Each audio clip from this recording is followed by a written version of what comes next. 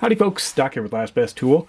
And I know sometimes when you've got two options, say Snap-on and Icon, I often grab the Icon. Why? Well, maybe I think, well, I'll use it till it wears out, or I don't know what I'm going to get into, or maybe that's not copper, it's stainless steel. I don't want to wreck these things. Or if I have to loan them out, let somebody else use them, especially with the more precision cutting tools. Well, you know, like these. So what I end up doing is, if I have a choice, I go with this. I'm not going to say it's a lesser tool. I'll say it's a less expensive tool. And it really comes into play more when you get into the precision, like in these flush cutters, where if I know exactly what I'm cutting all the time, yeah, I might grab the Snap-on, but a lot of times I'll grab the Icon. But then I did do a video showing the Icon might actually be a more precise flush cut. But anyway, where I'm going with this is a lot of people have really nice stuff and they don't use it. They use a lesser quality version of it. And that might be true with axes. It might be true with pocket knives. And it's definitely true with tools. And I just encountered that in real life where I ran into a mechanic who was selling some stuff, and I looked around at it and just thought, it's beautiful. Why are you selling, your Snap-on power tools?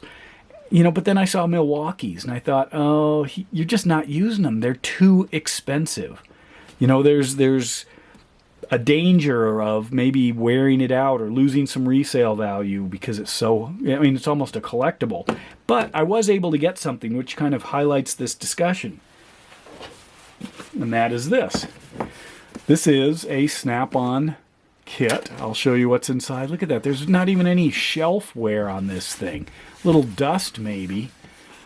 Absolutely beautiful. And inside, well, it's the screwdriver kit. I remember when these came out, I thought they were like $500 or $400 or something. It was outrageous. Not enough to think about. Plus I had all the pieces anyway. But I didn't have this nice, beautiful foam and plastic case. Anyway, it's got the an unused, as far as I can tell, soft grip ratcheting screwdriver handle. It's got 2, 4, 5 different, all the different extensions. And when I look at them close, I don't know if, it's hard to show wear on stuff like this, but I don't see anything there. I looked close. I don't know if any of the bits, even like the number 2 Phillips, has ever been used. In fact, some of them, and I left them this way just at least to make the video before I clean this up, are kind of wedged in here, and there's sort of foam stuck to them. Kind of interesting. I pulled that one out. I don't know. Yeah, I haven't pulled those. Yeah, this one's in there really tight. You see that? First person to pull it out probably in years. None of this, as far as I can tell, was used. And I think the reason is it was too valuable, too expensive. You get a beautiful kit and you think, wow, I'm going to use that. I can carry it to the job, whatever. And then you don't want to because you might damage it or something. Look, that guy doesn't even move. I wonder if I can lift the case. Look at that. Right there. Nobody has ever taken out this T10. And T10 is really common. You kind of break it free. I don't know if you can hear that. Try this one. To pull those things out of the foam. They are stuck. Look at that thing. Once you break them free, then they slide in and out just beautifully, like they used to probably. But anyway, the idea is if you buy an expensive tool, it can be beautiful and you love it and it looks great and you're happy you have it, but you won't use it. So what I'd like to do is collect some examples in the comments. I do it all the time. I'll admit to a couple of them right here. I'm often grabbing these, or these right here, the Icons.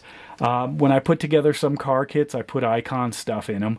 I'm not going to admit that it's just as good as the Snap-on for no particular reason, except I just assume grab one of these, even though if I ding these up, I can take them to the Snap-on truck.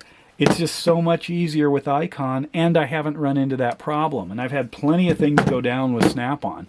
From sticky handles to obviously things not cutting completely.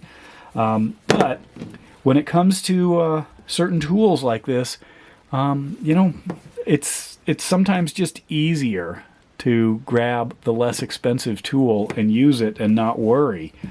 But I still love to have the really nice stuff. It's kind of, I guess, the duality of man. Don't understand it, but I want to hear your stories. I mean, I've done the same with hammers. You know, I baby it, or I use the old one that's not doing quite as well, you know, especially in a dead blow, because I don't want to dent my new Snap-on one. Oh, come on, you've all been there. You know, don't act like you're not. But other things I'll use really hard. I keep getting, you know, like my watch. Yeah, it's a nicer watch, and I use it all the time, and people are always warning me I'm going to mess it up or whatever. If I have to baby it, I'm not going to have it. But for some reason, a lot of times on tools, if I have a choice, I will grab, you know, the less expensive one and use it. If I have to build a kit where this is the only one I have, I'm pretty quick to grab, you know, say the Snap-on, or if I'm trying to do a whole USA-made kit or something like that. But what are your stories?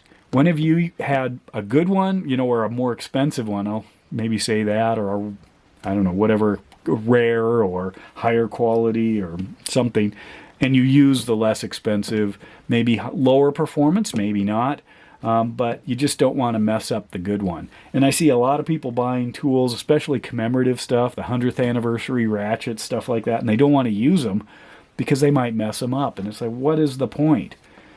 Well, you know, I'm as guilty as anybody, but the idea is, when have you done that?